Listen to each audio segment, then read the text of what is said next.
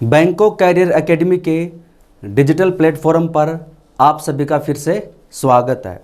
दोस्तों, इससे पहले वाली क्लास में हमने पढ़ा था पैरेललोग्राम, समांतर चतुर्भुज व रोम्बस समचतुर्भुज। इसके क्या क्या प्रॉपर्टीज़ थी वो सारी हमने पढ़ ली थी। इसकी दो प्रॉपर्टी बच गई हैं, वो आज की इस क्लास में हम पढ़ेंगे। उसके बाद में हम पढ़ेंगे ट्रेपेजियम समलंब चतुर्भुज क्या होता है, ऐसी क्या क्या प्रॉपर्टीज़ हैं। तो सबसे पहले हम पढ़ेंगे इसके अंदर जो समचतुर्भुज की प्रॉपर्टी रह गई थी वो पढ़ेंगे। सबसे पहले हम समचतुर्भुज क्या होता है। रोम्बस ऐसा चतुर्भुज जिसकी चारों भुजाएं तो क्या हो, बराबर हो, और ऑपोजिट साइड क्या हो, पैरेलल हो। ये ए बी सी डी क्या है, एक चतुर्भुज है। इसकी चारों साइड क्या होनी चाहिए, इक्वल होनी चाहिए। एक्स एक्स एक्स है, और इसकी जो ऑपोजिट साइड है ए बी और डी सी, क्या होनी चाहिए, पैरेलल। ये मैंने आपको बता दिया था, ए डी पैरेलल होगी बी सी के। अब इसके अंदर दो कॉन्सेप्ट बच गए थे। जैसे मान लीजिए एक तो था इसके अंदर एरिया निकालने वाला, ये बी डी और ए सी क्या है, डायगोनल है, और आपको इनके बीच का एंगल दे रखा है थीटा। हालांकि ये वाली प्रॉपर्टी मैंने जब चतुर्भुज शुरू किया था उसमें बता दी थी कि किसी भी चतुर्भुज का क्षेत्रफल निकालना हो, एरिया निकालना हो, फॉर्मूला क्या होता है, 1/2 विकिरणों का गुणनफल। विकिरण कौन कौन से हैं, एस सी, इसको मल्टीप्लाई करना है दूसरे विकिरण बी डी से, और गुणा करना है साइन थीटा से। क्या बताया मैंने, 1/2 एस सी गुणा बी डी गुणा साइन थीटा। थीटा यहाँ पर क्या है, दोनों विकिरणों के बीच का कोण है। जो दोनों डायगोनल हैं उनके बीच का एंगल कितना है, थीटा। तो फॉर्मूला बन जाएगा 1/2 एस सी गुणा बी डी गुणा साइन थीटा। ये होता है इसका एरिया निकालने का फॉर्मूला। इसी में हम बात करें, जैसे मान लीजिए हमें यहाँ वाला एंगल दे दे, इस बार क्या करेगा, ये वाला एंगल दे दे। ये वाला एंगल देता तब तो इस वाले फॉर्मूले से निकाल लेंगे जब हमें डायगोनल दे रखे हैं, लेकिन हमें इस बार डायगोनल नहीं दे रखी, विकेट नहीं दे रखी है, उसकी भुजा दे रखी है। ये एक्स है, और ये वाला एंगल मान लीजिए आपको दे देता है अल्फा। मान लीजिए आपको भुजा दे रखी है और भुजाओं के बीच का एंगल दे रखा है अल्फा। तो इसका निकालने का फॉर्मूला क्या होता है, एरिया आपको निकालना हो तो हम कैसे निकालेंगे, एरिया निकालने का फॉर्मूला होता है समचतुर्भुज का भुजा का स्क्वायर गुणा साइन अल्फा। अल्फा यहाँ पर क्या है, इन साइड के बीच का एंगल है। आपको ये वाले साइड एंगल दे दे चाहे ये वाला एंगल दे दे, बात एक ही है। क्यों, क्योंकि साइन थीटा बराबर होता है साइन 180 माइनस थीटा के। तो ये वाला एंगल दे दे चाहे ये दे दे, क्योंकि मैंने आपको बताया था समांतर चतुर्भुज व समचतुर्भुज के अंदर कि इन दोनों एंगल का सम कितना होता है, 180, और ऑपोजिट एंगल क्या होते हैं, बराबर होते हैं। ये अल्फा है तो ये भी अल्फा होगा, और ये क्या होगा, 180 माइनस अल्फा। तो साइन थीटा बराबर होता है साइन 180 माइनस थीटा। तो चाहे आपको ये वाला एंगल दे दे या ये एंगल दे दे, एरिया क्या आएगा, सेम आएगा। भुजा का स्क्वायर गुणा करते हैं साइन अल्फा। अल्फा क्या है यहाँ पर, साइड का एंगल। जब डायगोनल देता है तब 1/2 दोनों डायगोनल को क्या कर देंगे, गुणा, और साइन थीटा। थीटा यहाँ पर क्या है, दोनों डायगोनल के बीच का एंगल। एक प्रॉपर्टी तो होगी इसकी एंगल वाली, एरिया निकालने वाली। आगे देखते हैं इसके अंदर। अब इसके अंदर डायगोनल निकालने का एक फॉर्मूला और होता है। जैसे समांतर समचतुर्भुज है ए बी सी डी, ये क्या है, एक रोम्बस है समचतुर्भुज। ये इसके डायगोनल हैं, ये माना पॉइंट ओ पर इंटरसेक्ट करते हैं। अब समचतुर्भुज का नाम लेते ही आपके दिमाग में कुछ कॉन्सेप्ट आ जाने चाहिए। पहला तो क्या आना चाहिए कि जो ओ होता है वो दोनों डायगोनल को बाइसेक्ट करता है। ओ क्या करता है, दोनों डायगोनल को बाइसेक्ट करता है। ये पूरा क्या है, बी डी, तो ये कितना हो जाएगा, बी डी बाई 2। ये वाली लाइन हो जाएगी इसकी आधी। ये पूरा कितना है डायगोनल, एस सी, तो ये वाला कितना हो जाएगा, एस सी बाई 2। ये प्रॉपर्टी मैंने आपको लिखवा दी थी कि समचतुर्भुज के अंदर जो विकिरणों का प्रतिच्छेद बिंदु होता है वो दोनों डायगोनल को बाइसेक्ट करता है, दो समान भागों में विभाजित करता है।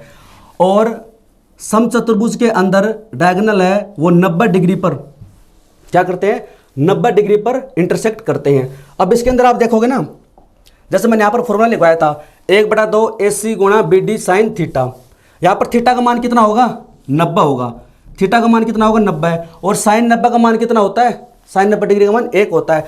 तो आप इसको लिखो या ना लिखो कोई फर्क नहीं पड़ता, हमारा फॉर्मूला क्या बन जाएगा, यही बन जाएगा।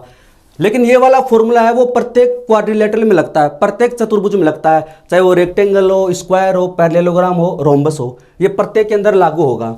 काइट के अंदर भी मैंने आपको बताया था। तो ये कितना होता है 90 डिग्री। ये माने इसकी भुजा कितनी है x, तो ये भी x हो जाएगी, ये भी हो जाएगी x, ये भी हो जाएगी x। ये वाला एंगल मान लीजिए पूरा आपको दे रखा है, ये वाला पूरा एंगल आपको दे रखा है थीटा। अब हम क्या कर रहे हैं, हमें साइड दे रखी है, साइड की सहायता से दोनों विकिरण निकालेंगे, डायगोनल निकालेंगे। एक प्रॉपर्टी और बताई थी मैंने, समचतुर्भुज के अंदर जो विकिरण होते हैं वो एंगल बाइसेक्टर होते हैं। जो AC और BD क्या है, जो विकिरण है डायगोनल है, ये क्या है एंगल बाइसेक्टर भी है, कोण अर्धक है, एंगल बाइसेक्टर कोण अर्धक। यानी ये क्या करते हैं, चारों इंटरनल एंगल को बाइसेक्ट करते हैं। ये टोटल कितना है थीटा, तो कितना आ जाएगा theta by two, theta by two. ये एंगल भी कितना होगा थीटा, तो थीटा बाई टू और थीटा बाई टू। यानी क्या करते हैं, ये एंगल बाइसेक्टर हैं और ये चारों कोणों को दो समान भागों में विभाजित करेंगे। तो ये अंदर वाला एंगल कितना हो जाएगा इसका, ये वाला एंगल हो जाएगा थीटा बाई टू। अब आप देखिए मैं इसको बाहर निकाल लेता हूँ, ये आपका हो जाएगा A, ये O, ये 90 डिग्री बना रहा है और ये B है। AO का मान कितना है, AO का मान है AC बटे 2, AC क्या है विकिरण है। OB का मान कितना हो जाएगा BD बटे 2, BD क्या है डायगोनल है। और ये वाला एंगल कितना है, ये थीटा बाई टू, क्योंकि टोटल एंगल हमने थीटा माना था, तो ये कितना बचेगा थीटा बाई टू है। अब ये समकोण त्रिभुज है, इसमें लगा दो फॉर्मूला, जैसे sine theta by two, sine theta बराबर क्या होता है लंब बटे कर्ण, तो इसका जो परपेंडिकुलर होगा वो क्या होगा BD बटे 2। साइन थीटा बराबर होता है परपेंडिकुलर अपॉन हाइपोटेनस, यानी लंब बटे कर्ण। तो इस एंगल के लिए परपेंडिकुलर क्या होगा ये, और इसका जो हाइपोटेनस होगा वो क्या होगा AB। AB क्या है यहाँ पर, AB हमने मानी थी x, तो ये हो जाएगी x, तो बटे में आ जाएगा x। हमें निकालना क्या है BD निकालना है, तो यहाँ से BD का जो मान हो जाएगा वो क्या हो जाएगा, ये तो ऊपर आ जाएगा, दोनों इधर मल्टीप्लाई कर देंगे, 2x साइन थीटा बटे 2। यानी जब हमें समचतुर्भुज के अंदर उसकी भुजा दे रखी है और भुजाओं के बीच का एंगल दे रखा है, तो उसकी सहायता से हम दोनों डायगोनल निकाल सकते हैं। एक डायगोनल निकाल लिया हमने, विकिरण BD बराबर क्या होगा 2 इंटू भुजा साइन थीटा बाई 2। ऐसे ही हम क्या निकाल लेंगे, दूसरा एंगल निकाल लेंगे, जैसे इस बार क्या निकालेंगे कोस थीटा बट्टे 2। कोस थीटा बराबर क्या होता है बेस अपॉन हाइपोटेनस, आधार बट्टे कर्ण। तो इस एंगल के लिए ये तो क्या होगा परपेंडिकुलर, तो इसका बेस क्या बचेगा ये, तो AC बटे में 2 और अपॉन में क्या आता है हाइपोटेनस, इसका हाइपोटेनस क्या है x ही रहेगा। तो यहाँ से AC का मान कितना हो जाएगा, AC बराबर हो जाएगा 2x कोस थीटा बट्टे 2, इस एंगल का हाफ। तो हमने क्या सीखा इसके अंदर कि जब आपको एक साइड दे रखी है, साइड तो इसकी चारों बराबर होती हैं और उनके बीच का एंगल दे रखा है, तो आप इसकी सहायता से दोनों डायगोनल निकाल सकते हैं। BD निकाल लिया हमने और यहाँ से AC निकाल लिया। ये कुछ दो कॉन्सेप्ट बच गए थे, तो ये मैंने आपको करवा दिए इसमें, तो आप इसका स्क्रीनशॉट ले सकते हैं।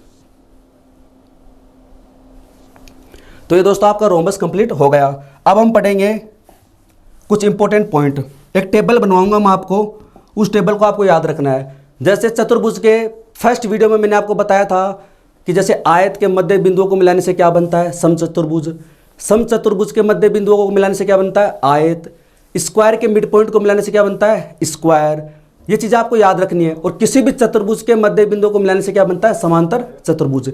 एक टेबल मैंने आपको बना दी थी, अब इसमें हम दूसरी टेबल बनाएंगे। यह भी काफ़ी इंपॉर्टेंट है क्योंकि यहाँ पर कंफ्यूजन हो जाता है। तो जैसे सबसे पहले हम बात करते हैं स्क्वायर की, वर्ग, फिर रेक्टेंगल, आयत और समांतर चतुर्भुज पैरेललोग्राम।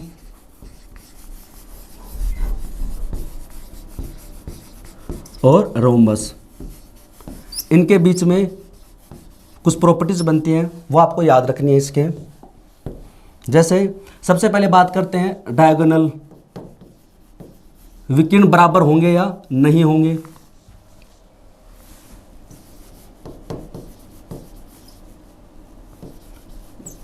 डायगोनल इंटरसेक्ट करते हैं, बाइसेक्ट या मैं आपको लिखवा दूंगा ये सारी चीज़ें। बाइसेक्ट यानी विकिरण बराबर होंगे या नहीं होंगे, किस किस के अंदर विकिरण बराबर होते हैं।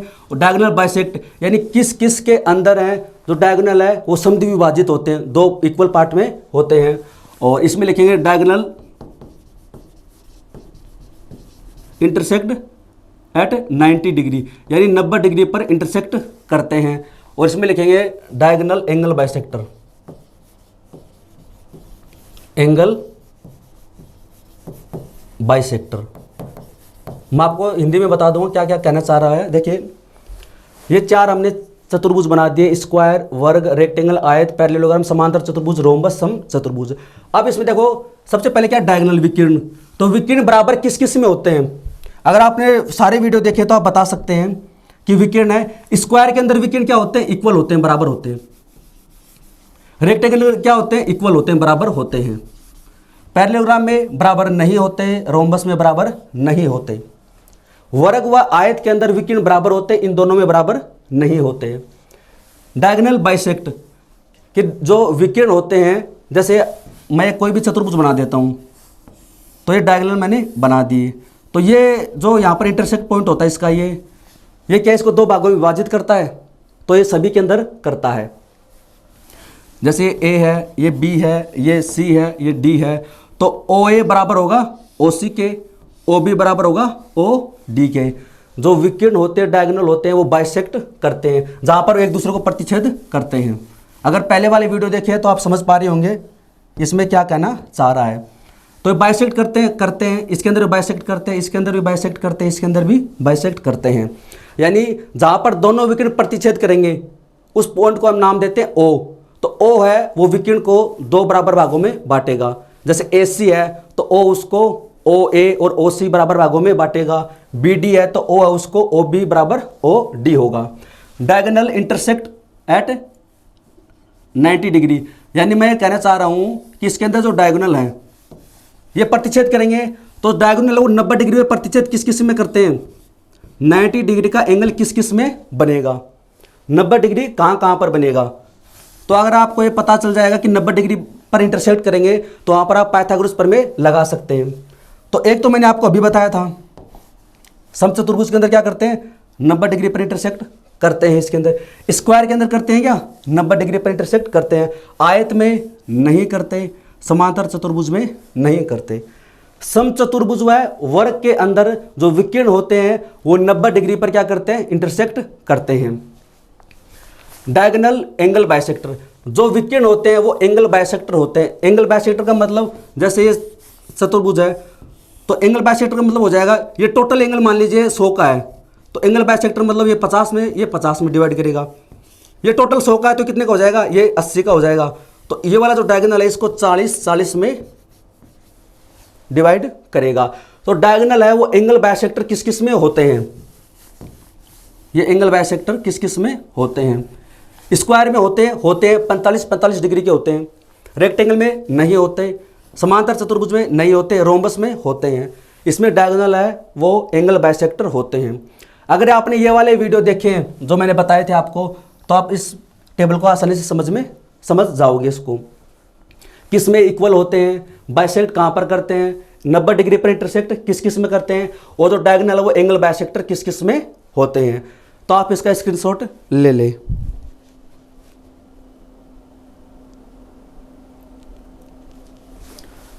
तो ये हो गए दोस्तों इसकी टेबल, ये थोड़ी सी कंफ्यूजिंग वाली होती है तो इसको आप नोट डाउन कर लें तो ये अच्छे से याद आपको रहेगी। अब हम शुरू करेंगे ट्रेपेजियम, समलंब चतुर्भुज, हिंदी में बोलते हैं इसको समलंब चतुर्भुज। तो इसकी परिभाषा क्या होती है,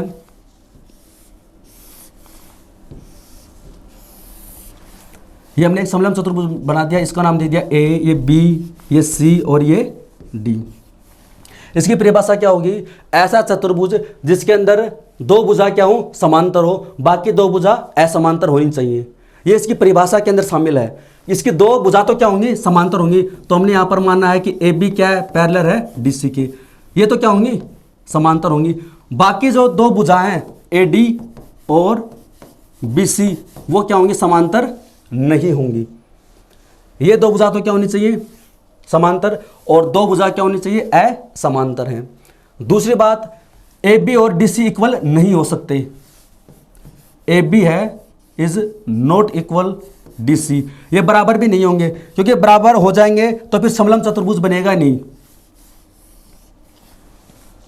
तो A B is not equal to D C, ये वाले प्रॉपर्टीज की मैन है। और ये A B is not equal to D C ये भी होता है, क्योंकि ये दोनों बराबर हो जाएंगे तो फिर समलंब चतुर्भुज नहीं बनेगा, फिर तो ये दोनों सेम सेम हो जाएंगे, इक्वल इक्वल हो जाएंगे।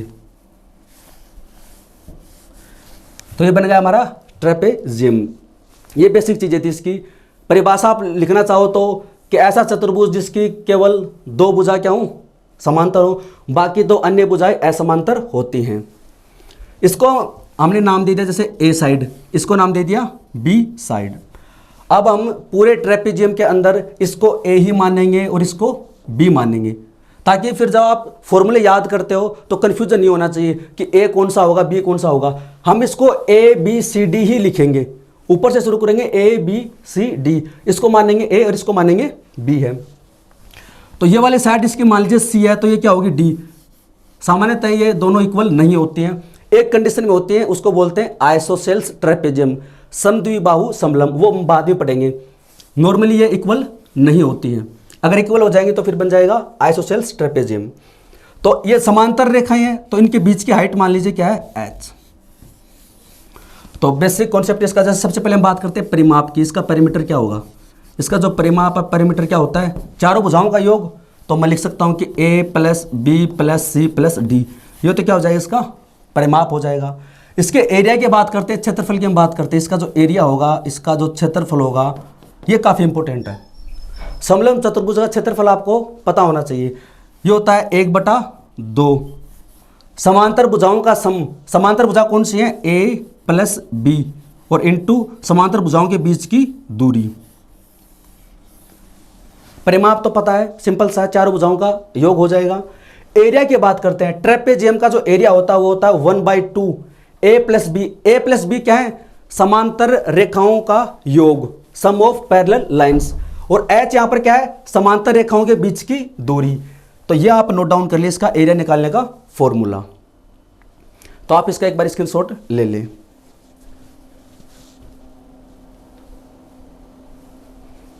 तो ये बेसिक से चीज थी दोस्तों, मैंने आपको बता दी है।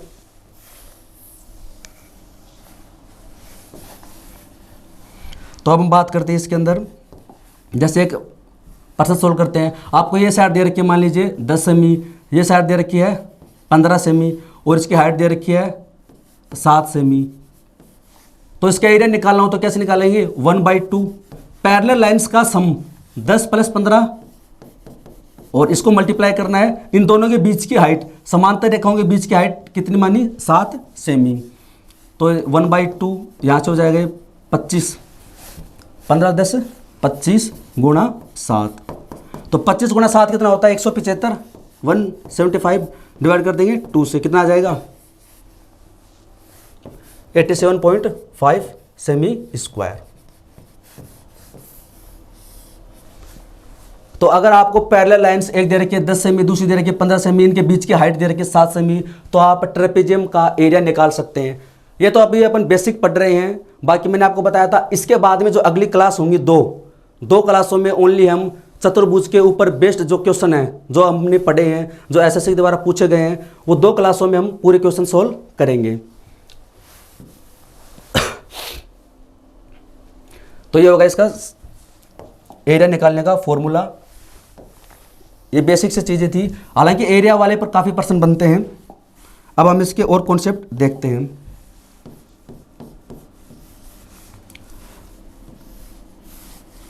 अब यहां पर देखिए, मैंने आपको ज्योमेट्री जब शुरू की थी तो पहला टॉपिक पढ़ाया था लाइन एंड एंगल। बहुत ही सिंपल सा टॉपिक है, काफ़ी बोरिंग भी लगता है, लेकिन वो आपको समझना बहुत ज़रूरी है। क्योंकि अगर आपने वो ट्राइंगल वाले वीडियो देखे हैं तो आपने देखा होगा कि हर बार मैं बात करता हूँ अल्टरनेट एंगल, समांतर रेखाएं, अल्टरनेट एंगल, कोरेस्पोंडिंग एंगल।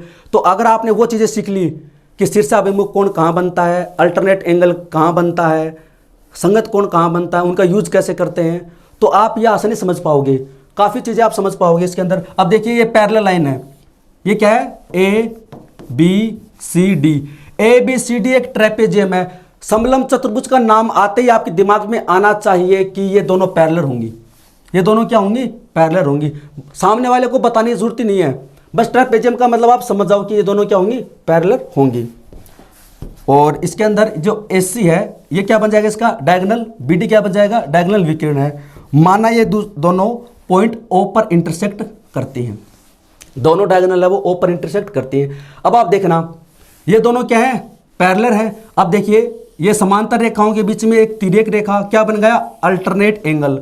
मैंने आपको बताया था समांतर रेखाओं के बीच में चाहे सीधा जेड बने चाहे उल्टा जेड बने, ये दोनों क्या होंगे, इक्वल होंगे। इसको बोलते हैं एकांतर कोण।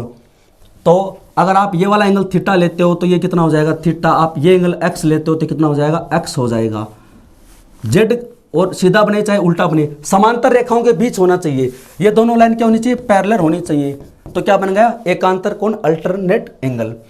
ये एंगल क्या होंगे, दोनों वर्टिकली ऑपोजिट एंगल क्या होंगे, शीर्षाभिमुख कोण। जहां पर भी दो लाइन काटती हैं x बनता है, x बनते ही ये वर्टिकली ऑपोजिट एंगल हो जाएंगे। ये x है तो ये x होगा, ये y है तो ये भी क्या होगा, y होगा। इसको बोलते हैं शीर्षाभिमुख कोण। तो ये पता तो सबको है, होता क्या है, अपने इसको यूज कैसे करते हैं ये पता होना चाहिए। अब आप बात कीजिए ट्राइंगल AOB और ट्राइंगल COD, इनके बीच में कुछ संबंध नजर आ रहा है क्या? इसमें एंगल थीटा, इसमें x और ये एंगल, इसमें थीटा x और ये एंगल मान लीजिए P है तो ये भी क्या होगा, P होगा। तो तीनों एंगल क्या है, बराबर हैं। मैंने आपको बताया था सिमिलरिटी व कॉन्ग्रुएंसी। ज्योमेट्री की जान बेस जिसे हम कहते हैं वो क्या है, लाइन एंगल, और दूसरा है सिमिलरिटी व कॉन्ग्रुएंसी।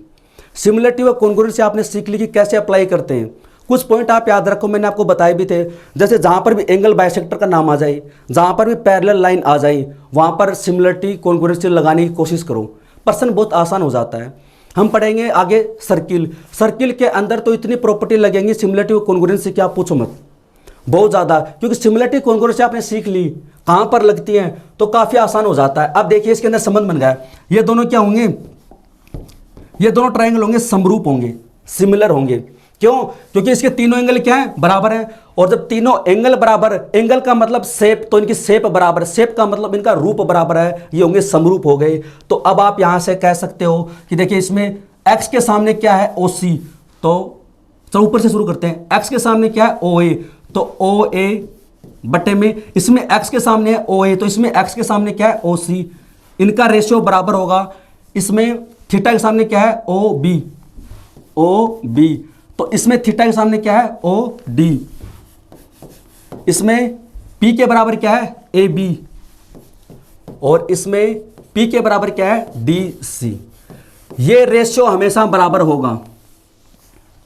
जब दो त्रिभुज है वो क्या है, सिमिलर हैं, तब ये सिमिलरिटी का फॉर्मूला अप्लाई होता है। उनकी संगत भुजाओं का अनुपात क्या होता है, समान होता है। इनकी इन रेडियस भी रेशियो में होंगी, इनकी सरकम रेडियस भी होंगी, इनकी संगत जो हाइट है, परपेंडिकुलर है, एंगल बाइसेक्टर, सब क्या होंगे, एक निश्चित रेशियो में होंगे। ये मैंने आपको बता दिया था। तो यहाँ से आप इक्वल इक्वल रखकर ऊपर अगर आप ये वाला ट्राइंगल लेते हैं तो ऊपर सारे ये वाले ट्राइंगल लेना, OA, OB, AB। नीचे आपने ये वाला ट्राइंगल लिया है तो सारी साइड इसकी नीचे लेनी है। ऐसे नहीं है कि इसका एक बार ऊपर रख दिया, एक बार नीचे रख दिया, नहीं। हमने OA को ऊपर रखा है तो फिर OB को ऊपर ही रखेंगे, फिर AB को ऊपर रखेंगे। तो ये वाला फॉर्मूला अब इसके अंदर काफ़ी अप्लाई होता है और यहाँ से प्रश्न पूछा जाता है। इससे प्रश्न बताऊंगा आपको, एक बार इसको आप नोट डाउन कर लें। ये पैरेलल लाइंस के बीच में और ट्रेपेजियम में एक अच्छा कॉन्सेप्ट है। अब इस पर आधारित प्रश्न हम सोल्व करते हैं। आपको याद रखना है कि कैसे कैसे बना प्रश्न सोल्व करते हैं। ये एक आपको ट्रेपेजियम दे रखा है, ABCD है। ये जो डायगोनल है वो O पर इंटरसेक्ट करते हैं। आपको कुछ वैल्यू दे रखी है, OA की वैल्यू दे रखी है, ये OB की वैल्यू दे रखी है x-3, OC की वैल्यू दे रखी है, OD की वैल्यू दे रखी है। आपको क्या निकालना है, इसमें x निकालना है। ABCD का एक समलंब चतुर्भुज है और इसके अंदर आपको कुछ वैल्यू दे रखे हैं। तो अभी हमने पढ़ा था, देखिए मैंने आपको बताया था इसको सेम मानना है, इसको मानेंगे ABCD, ताकि जब आप फॉर्मूला याद करो तो फिर अगर आपने इसको नाम चेंज कर दिया तो कंफ्यूजन हो जाता है। ओ ए को ऊपर रखा ओ बी को, ओ सी को नीचे रखा, ओ डी को नीचे रखा। तो सेम पैटर्न आपको इसमें अपनाना है। अब देखिए इसके अंदर फॉर्मूला लगा देंगे, ओ ए को क्या रखेंगे ऊपर, बटे में क्या आ जाएगा ओ, इधर सी आ जाएगा, इधर ओ बी को ऊपर रखेंगे तो आ जाएगा ओ डी है।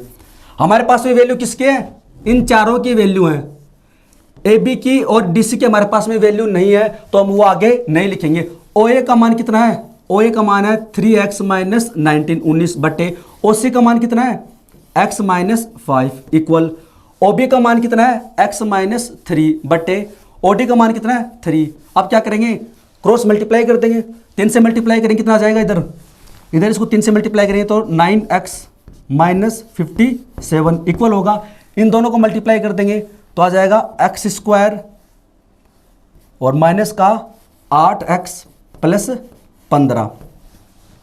जब आप इनको मल्टीप्लाई करोगे तो आ जाएगा 9x माइनस 57, इनको मल्टीप्लाई करोगे तो आ जाएगा x square minus 8x plus 15। आप इनको मल्टीप्लाई करके देख सकते हैं, x से करेंगे तो x स्क्वायर माइनस का 5x, फिर 3 से करेंगे तो माइनस का 3x और ये प्लस का 15 है। तो एक्स स्क्वायर इसको पॉजिटिव रखेंगे तो बाकी सारी वैल्यू इधर लेके आ जाएंगे। प्लस का 9x इधर आया किसका, माइनस का, तो यहाँ पर 8 पहले से है तो हो जाएगा 17x, ये माइनस 57 इधर आएगा, प्लस का किस हो जाएगा तो हो जाएगा ये 72 इक्वल 0। बस सिंपली इसको सोल्व ही करना है। ये x square minus 17x plus 72 है, एक्स की वैल्यू निकालनी है। तो क्वाड्रिक इक्वेशन को कैसे सोल्व करते हैं वो आपको बताता हूँ। क्या करना है, इसके ऐसे फैक्टर करो, इसके ऐसे फैक्टर करो आप, किसके x के कोफिशिएंट के ऐसे फैक्टर करो कि जब ऐड करो तब तो आए माइनस का 17 और जब उनको मल्टीप्लाई करें तब आए प्लस का 72। तो हम बना सकते हैं माइनस का 8 और माइनस का 9। जब इनको जोड़ोगे तो आ जाएगा माइनस का 17 और गुणा करोगे तब आ जाएगा प्लस का 72। सबसे पहले क्या करते हैं, इसके कोफिशिएंट से इसको मल्टीप्लाई करते हैं। एक्स स्क्वायर का कोफिशिएंट क्या है 1, तो कोई फर्क नहीं पड़ेगा। फिर करते हैं इसके साइन चेंज, तो जो माइनस का हो जाएगा प्लस का, जो प्लस का वो माइनस का, दोनों माइनस के प्लस के हो जाएंगे। तो यहाँ पर x की 2 वैल्यू आ गई, एक तो आ गया 8 और एक आ गया 9। ये प्रश्न एसएससी के द्वारा पूछा गया है। ऑप्शन में आपको दे रखे थे 8, 9 और कुछ वैल्यू दे रखी थी 8, 7 है ऐसे। तो इसके 2 मान आ गए 8 और 9। ये कैसे किया हमने, सिमिलरिटी वाला फॉर्मूला अप्लाई किया, क्योंकि हमें पता है समलंब चतुर्भुज में ये लगता है। अब दोस्तों समलंब चतुर्भुज के ट्रेपेजियम में कुछ और कॉन्सेप्ट पढ़ते हैं। हमने एरिया निकालना देख लिया और सिमिलरिटी वाला फॉर्मूला देख लिया। अब हम पढ़ेंगे इसके अंदर नए वो बनते हैं, ट्रेपेजियम बनते हैं, ए बी सी डी।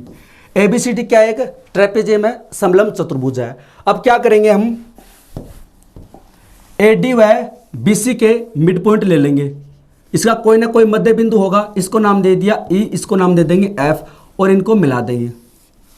और मैंने ऐसा कोई वीडियो नहीं है ज्योमेट्री का जिसमें मैंने मिड पॉइंट थ्योरम का जिक्र ना किया हो। मिड पॉइंट थ्योरम है वो ज्योमेट्री की जान है। मिड पॉइंट थ्योरम क्या होती है, जब किसी त्रिभुज के 2 भुजाओं को मध्य बिंदुओं को मिलाते हैं तो वो तीसरी रेखा के समांतर उसकी आधी होती है। तो आप इसके मिड पॉइंट को मिलाओगे तो ये क्या होगी, ए बी और डी सी के क्या होगी, पैरेलल हो जाएगी। तो ए बी समांतर होगी ई एफ के, समांतर होगी डी सी की, ये क्या होंगी, समांतर हो जाएंगी। तो आप देखिए ए बी एफ ई, ये भी क्या बन गया, समलंब चतुर्भुज। ई एफ सी डी भी क्या बन गया, ट्रेपेजियम बन गया, समलंब चतुर्भुज बन गया। सबसे पहले हम जानेंगे कि ई एफ का मान कैसे निकालेंगे। और यहां पर मैं आपको बता देता हूं, जैसे ई व एफ क्या है, मिड पॉइंट है, मध्य बिंदु है, मिड पॉइंट है। ई व एफ क्या है, मिड पॉइंट है। 2 असमांतर भुजाओं के क्या है, मिड पॉइंट है, मध्य बिंदु है। तो ई एफ का मान कैसे निकालेंगे, इसको मानते हैं ए, इसको मानते हैं बी, तो हम इसका मान निकाल सकते हैं। ई एफ बराबर होता है ए प्लस बी बटे 2। ई एफ का मान कितना होगा, ए प्लस बी बटे 2। ये डायरेक्ट फॉर्मूला आपको याद रखना है, प्रश्न आपसे ऐसे ही पूछेगा। असमांतर भुजाएं दे रखे हैं, इनका मिड पॉइंट है ई व एफ, तो ई एफ का मान क्या होगा, तो ई एफ बराबर होगा ए प्लस बी बटे 2। तो ये आप नोट डाउन करें, इसका स्क्रीनशॉट आप ले सकते हैं। अब इसके अंदर क्या है, प्रश्न भी पूछ सकता आपसे, आपको बोलेगा इसके अंदर कि एक ए बी सी डी एक समलंब चतुर्भुज है, इसका मान है 10 सेमी, इसका मान है, जैसे इसका मान लेते हैं 20 सेमी, इसका मान दे देगा 20 सेमी, और ये वाली पूरी जो हाइट है h, इसका मान लीजिए कितना है 10 सेमी। प्रश्न कैसे पूछेगा कि ए बी सी डी एक समलंब चतुर्भुज है, इसका मान दे दिया 10, इसका मान दे दिया 20, दोनों समांतर रेखाओं के बीच की हाइट आपको क्या दे दी 10।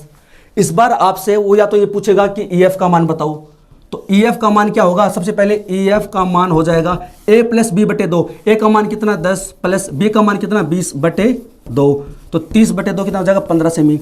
यानी यहाँ से ई एफ का जो मान आ गया हमारा, ये कितना आ गया 15 सेमी आ गया। एक प्रश्न तो ये बनता है।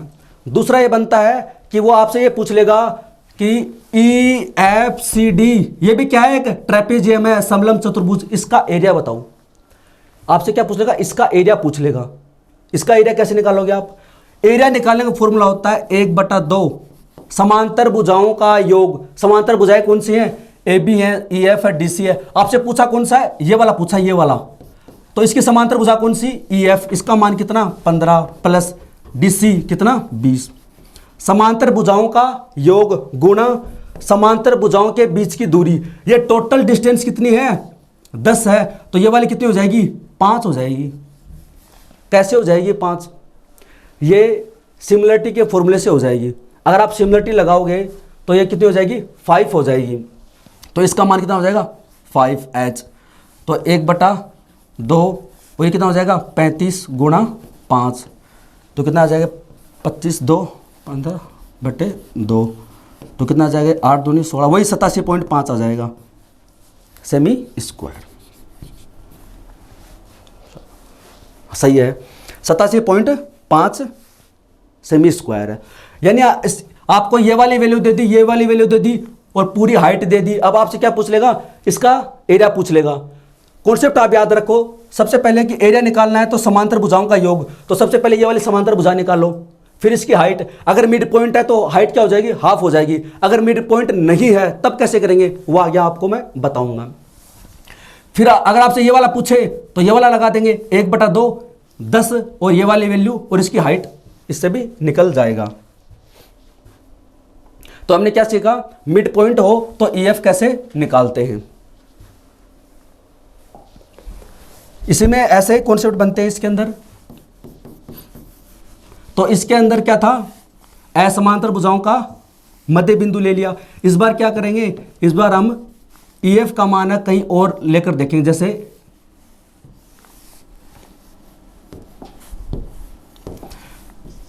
ए बी सी डी क्या है, एक ट्रेपेजियम है, समलंब चतुर्भुज है, दोनों डायगोनल ओ पर इंटरसेक्ट करते हैं। दोनों डायगोनल कहां करते हैं, ओ पर इंटरसेक्ट करते हैं। अब मान लीजिए ई एफ क्या है, एक समांतर रेखा है जो ओ से गुजरती है। अब इसके अंदर नए नए टाइप बनने शुरू हो गए हैं। ई एफ क्या है, एक पैरेलल लाइन आपको देगा। समलंब चतुर्भुज का मतलब होता है ए बी पैरेलल होगी किसके, डी सी के। इसके अंदर पैरेलल दे रखा है ई एफ। प्रश्न में आपको बताया जाएगा ई एफ जो रेखा है, पैरेलल लाइन है, वो डायगोनल के इंटरसेक्ट पॉइंट से गुजरती है, यानी ये ओ से गुजरेगी। तो अब ई एफ का मान क्या होगा, इसमें ई एफ का मान क्या होगा, इसका डायरेक्ट फॉर्मूला होता है 2ab/a + b। ई एफ निकालने का डायरेक्ट फॉर्मूला होता है 2ab/a + b। ए किसको मानते हैं हम, ऊपर वाली को, बी किसको मानते हैं, इस साइड को। तो यहां से ई एफ का मान कितना हो जाएगा 2ab/a + b। हम इसको डिराइव भी कर सकते हैं, जैसे मैंने आपको पहले बताया था। इसमें ये वाला फॉर्मूला मैंने आपको बताया था यहां पर। इसमें इस वाले फॉर्मूले की सहायता से हम सिमिलरिटी के फॉर्मूले की सहायता से यहां से देखो ओ ए और ओ सी का जो रेशियो बराबर होगा ओ बी और ओ डी के। ये वाला कॉन्सेप्ट आप सिमिलरिटी वाला वहां पर लगाओगे तो आप आसानी से निकाल सकते हो इसको।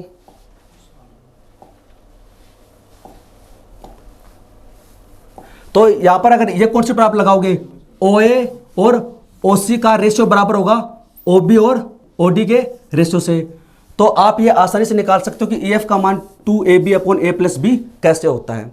बाकी मैंने आपको बताया था ज्योमेट्री के बाद में हम अलग से एक वीडियो लेकर आएंगे जिसमें हम ज्योमेट्री के जितने भी कॉन्सेप्ट हैं उन सबको डिराइव करेंगे। तो आप इसका स्क्रीनशॉट ले लें। तो यहाँ पर जो लाइन थी ई एफ वो कहाँ थी, डायगोनल के इंटरसेक्ट पॉइंट से गुजरती है। इससे पहले जो हमने पढ़ा था वो कहाँ थी, इनका मिड पॉइंट थी। अब इनके अलावा कहीं और भी हो सकती है क्या, हो सकती है, और उससे भी डायरेक्ट प्रश्न पूछा जाता है।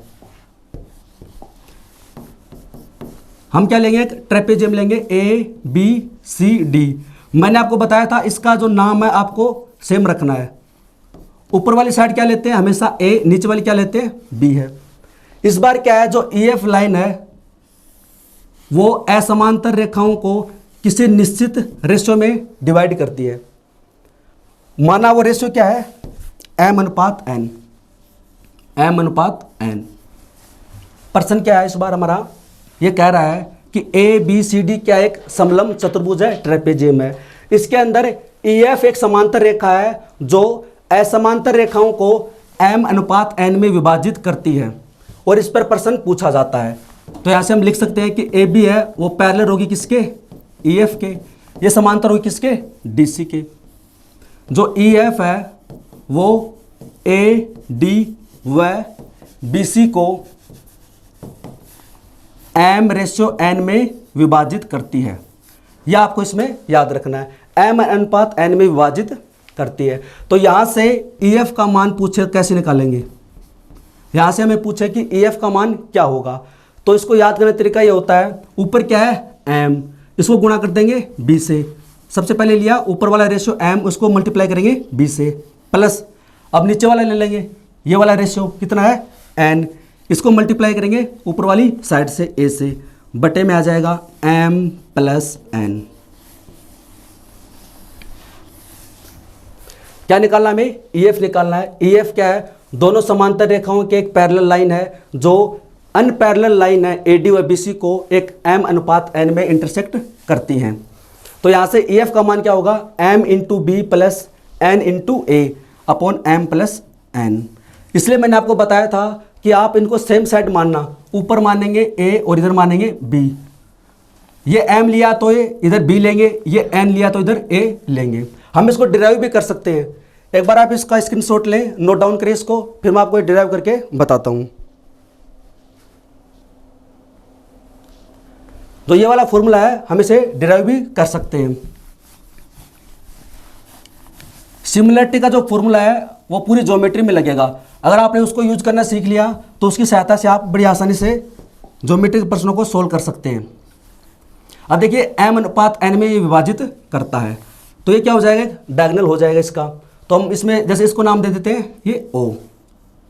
तो अब आप बात करते हैं ट्राइंगल ए डी सी और triangle A E O. Triangle A ई ओ और ट्राइंगल ए डी सी, देखो ये दोनों क्या है, पैरेलल लाइन है, समांतर रेखा। और मैंने आपको बताया था ज्योमेट्री की पहली क्लास में, जब दो समांतर रेखाएं होती हैं उसको कोई तिर्यक रेखा ट्रांसवर्सल लाइन इंटरसेक्ट करती है तो वहाँ पर कुछ एंगल बनते हैं। कौन से एंगल बनते हैं, कोरेस्पोंडिंग एंगल बनते हैं, अल्टरनेट एंगल बनते हैं। तो देखिए ये वाला एंगल अगर मान लीजिए थीटा है तो ये भी क्या होगा, थीटा ही होगा। क्यों, क्योंकि ये क्या है, कोरेस्पोंडिंग एंगल है। इसी प्रकार से ये वाला एंगल मान लीजिए एक्स है तो ये भी कितना होगा, एक्स होगा। और जब दो त्रिभुजों में दो एंगल बराबर हैं तो तीसरा ऑटोमेटिक क्या होगा, बराबर होगा। और अगर तीनों एंगल बराबर हैं तो इसका मतलब उसकी फॉर्म जो शेप है वो क्या है, बराबर है। तो क्या बन जाएंगे, समरूप बन जाएंगे, यानी इनका रूप क्या है, समान है। तो सिमिलरिटी के सारे फॉर्मूले इसमें अप्लाई होंगे।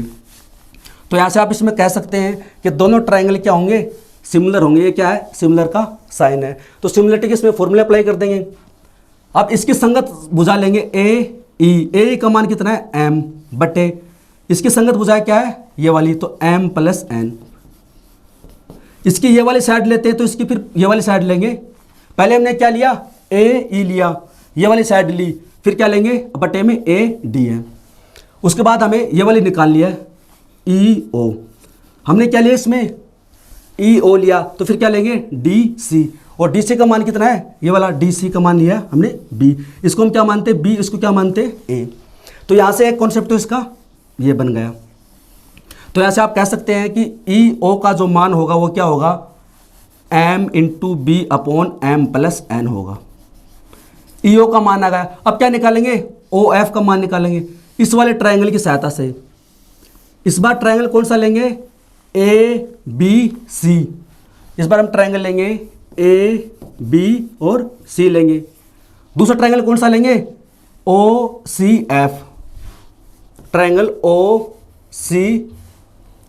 एफ सी लेंगे, इसमें ओ एफ सी। जब आप इसमें सिमिलरिटी लगाओगे तो यहां पर हमारे पास में क्या आ जाएगा, इसकी ये वाली साइड ये रेशियो आ जाएगा इसमें। जैसे यहां पर आप निकालोगे ओ एफ तो क्या आ जाएगा एन इंटू, और इसके इधर जैसे पूरा लिख देता हूं मैं इसको एक बार। जैसे यहां से उसको सोल्व करोगे तो सबसे पहले तो आ जाएगा एन बटे में क्या आ जाएगा इसका बी सी,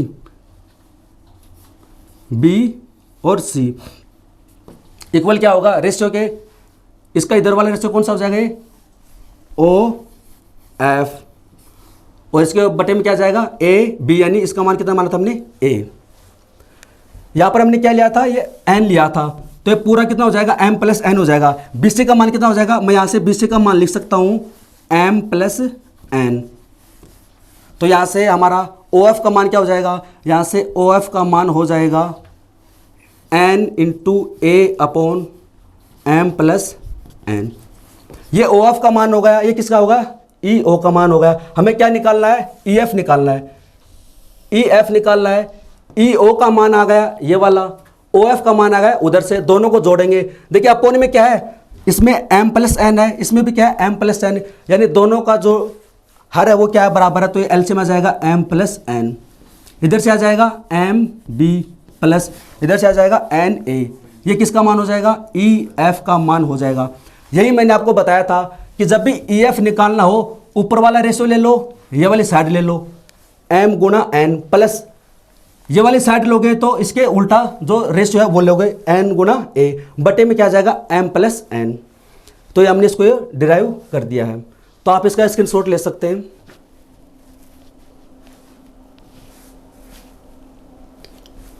अब हम पढ़ते हैं इसके अंदर आगे और कुछ कॉन्सेप्ट हैं इसके। कई बार इसके अंदर जो डायगोनल होते हैं विकर्ण होते हैं उसके मिड पॉइंट से संबंधित भी प्रश्न पूछ लिया जाता है। जैसे ए बी सी डी क्या है, एक ट्रेपेजियम है, समलम चतुर्भुज है। ए सी क्या होगा इसका डायगोनल होगा विकर्ण होगा, बी डी क्या होगा इसका एक विकर्ण होगा। इस बार जो पॉइंट होंगे वो कहाँ पर होंगे ई एफ, इस बार ये होंगे दोनों विकिरणों के मिड पॉइंट। पहले कहां पर थे, इस वाली साइड पर थे ई एफ, या तो मिड पॉइंट था या फिर एम अनुपात एन में विभाजित करता था। इस बार जो ई व एफ क्या है डायगोनल के मिड पॉइंट है, तो यहां मैं लिख देता हूं ई व एफ क्या होंगे इसमें मिड पॉइंट होंगे किसके बी डी व ए सी के मिड पॉइंट है, ये से क्या कहलाएंगे मिड पॉइंट। ई व एफ है वो इस बार है डायगोनल विकिरण के क्या है मिड पॉइंट है, तो यहां से आप ई एफ निकाल सकते हैं। ई एफ निकालने का फॉर्मूला क्या होता है, इस वाली साइड को मानते हैं ए और ये वाली साइड मानते हैं बी। बड़ी साइड कौन सी इसमें बी वाली नीचे वाली, तो इसका फॉर्मूला होता है बी माइनस ए बटे 2। ये डायरेक्ट आप रिजल्ट इसका याद रखें। ये फॉर्मूला कब अप्लाई करना है, जब आपको डायगोनल के मिड पॉइंट दे रखे हो और उसको मिलाने वाली रेखा ई एफ का मान पूछे तो बी माइनस ए बटे 2 होता है। ये भी आप नोट डाउन कर लें। तो ये इसके लाइन से संबंधित प्रश्न कंप्लीट होते हैं। अब हम बात करते हैं इसके टाइप के। जो ट्रेपेजियम होता है समलम चतुर्भुज, ये सामान्यतः 3 प्रकार का होता है।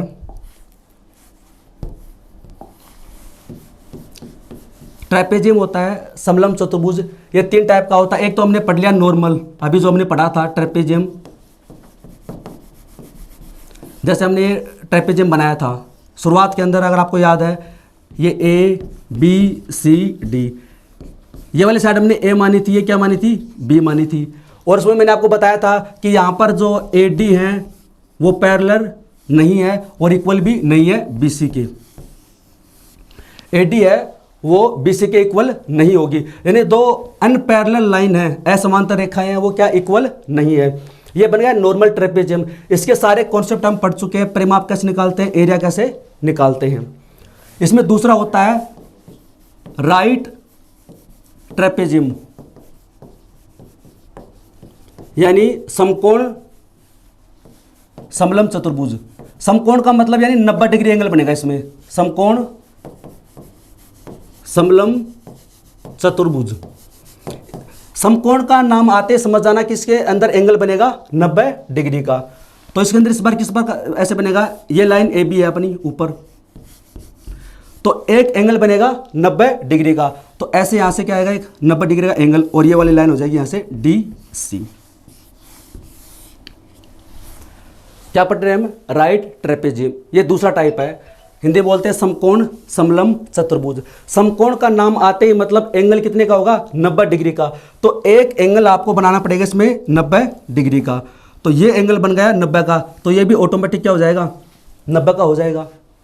ये 90 का है तो ये किसका हो जाएगा, 90 का। तो इसमें दो एंगल क्या हो गए, 90 डिग्री के राइट एंगल है। इस साइड को मानते हैं ए, इसको मानते हैं बी है। और मैंने आपको बताया था ज्योमेट्री में हम कहीं पर भी लंब डाल सकते हैं, कहीं पर भी पैरेलल लाइन ड्रॉ कर सकते हैं। तो हम यहाँ पर AD के पैरेलल लाइन इसमें हम ड्रॉ कर सकते हैं, इसको नाम दे दिया हमने E। तो जो BE है वो क्या है, पैरेलल है AD के, ये समांतर हो जाएगी इसके। इसका मतलब यहाँ पर भी क्या बनेगा 90 डिग्री, यहाँ पर भी क्या बनेगा 90 डिग्री। तो ये अगर A है तो ये वाली साइड जो DE है वो क्या हो जाएगी, A हो जाएगी। ये टोटल साइड क्या है, B है। तो जब ये वाला एंगल 90 डिग्री, ये वाला एंगल 90 डिग्री, इसके समांतर रेखा हम ड्रॉ कर सकते हैं। तो DE भी क्या हो जाएगी, A हो जाएगी। तो ये कितना बचेगा, B माइनस A, ये बचेगा B माइनस A। तो जब राइट ट्रेपेजियम आपको दे रखा हो तो इसका एरिया हम कैसे निकाल सकते हैं, फॉर्मूला हमारा क्या होता है, एरिया निकालने का 1/2 parallel line A plus B into इसकी हाइट। इसकी हाइट इस बार क्या हो जाएगी, ये वाली हो जाएगी AD, यानी समलंब चतुर्भुज की जो साइड अनपैरेलल होती है वही इस बार क्या बन जाएगी, इसकी हाइट बन जाएगी AD। बाकी हम जब इसके ऊपर आधारित प्रश्न सोल्व करेंगे तभी आसानी से समझ में आ जाएगा। बस आपको याद रखना है कि राइट ट्रेपेजियम के अंदर 90 डिग्री का एंगल बनता है, और ये वाली साइड अगर इसकी A है तो ये भी क्या हो जाएगी, नीचे वाली ये वाली A हो जाएगी। टोटल B है तो हो जाएगी B माइनस A। ये वाला एंगल 90 डिग्री का तो ये भी क्या हो जाएगा 90 डिग्री का। और जब किसी त्रिभुज में 90 डिग्री आ जाता है इसका मतलब पाइथागोरस प्रमेय आ जाएगी। ये क्या बन जाएगी, पाइथागोरस प्रमेय। AD अगर हाइट है तो ये भी क्या बन जाएगी, हाइट बन जाएगी। ये बन जाएगी B माइनस A। तो आप ये वाली साइड बड़ी आसानी से निकाल सकते हैं, ये वाली साइड आसानी से निकाल सकते हैं। बाकी जब हमने ये वाला पढ़ा था तो इसके अंदर हमने AD व BC का कहीं पर भी जिक्र नहीं किया था, क्योंकि असमांतर रेखाएं हैं, हम इनकी साइड नहीं निकाल सकते। लेकिन इसमें हम असमांतर रेखा की साइड निकाल सकते हैं, किसकी सहायता से, पाइथागोरस प्रमेय की सहायता से। तो ये राइट ट्रेपेजियम है, इसका आप स्क्रीनशॉट ले सकते हैं। अब भाई इसके अंदर लास्ट इंपॉर्टेंट पॉइंट, जिसके अंदर दो साइड क्या होंगी, इक्वल होंगी, और जब दो भुजा बराबर होती है उसको क्या बोलते हैं, आइसोसेल्स। आइसोसेल्स ट्रेपेजियम यानी समद्विबाहु समलंब। आइसोसेल्स ट्रेपेजियम यानी समद्विबाहु, इसकी दो भुजा क्या होंगी, बराबर होंगी। समद्विबाहु समलंब चतुर्भुज। नाम से पता चल रहा है क्या है, समद्विबाहु यानी इसकी दो भुजा बराबर होंगी। अगर आपने शुरुआत वाला वीडियो ढंग से देखा है, उसके अंदर मैंने आपको बताया था कि इसकी कौन सी साइड बराबर नहीं हो सकती, जो पहली वाली आपको मैंने बताई थी। इसके अंदर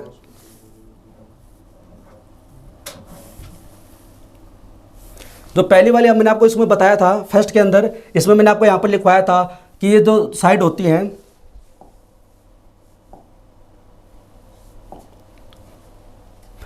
इसके अंदर मैंने आपको लिखवाया था कि ये वाली जो साइड होती है A और ये वाली साइड होती है B।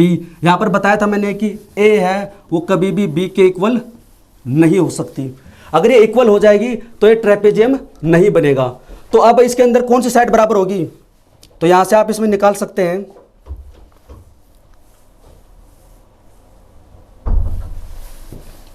अब हम बात करें इसके अंदर आइसोसेल्स यानी समद्विबाहु है, तो इसके अंदर कौन सी दो भुजा बराबर होंगी, अनपैरेलल लाइन है वो बराबर होंगी।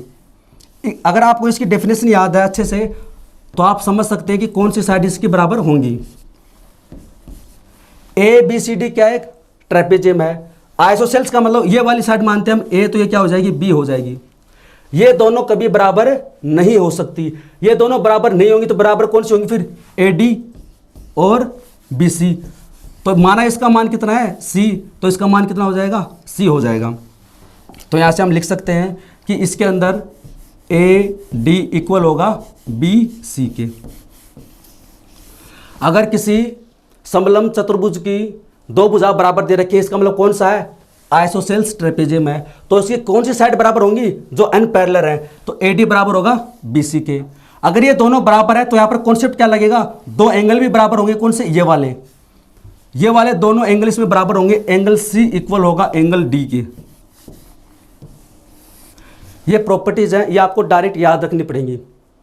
ये वाले दोनों एंगल क्या होंगे, कोण सी बराबर होगा कोण डी के।